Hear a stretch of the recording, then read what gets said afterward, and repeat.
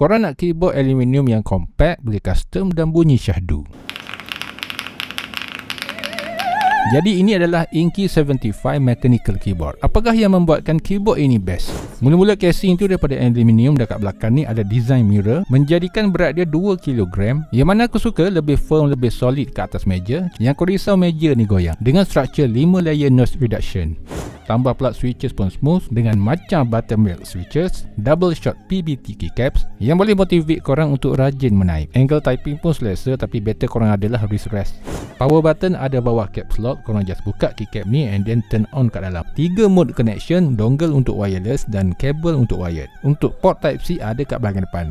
Dan untuk pembinaan RGB 18 effects. Pada aku 75% layout cukup compact tapi masih mengekalkan fungsi-fungsi penting, termasuklah boleh bagi korang space yang luas. Dan keyboard ni ada 4 color yang korang boleh pilih. So aku rasa sekali je seumur hidup korang kena ada satu Inky 75.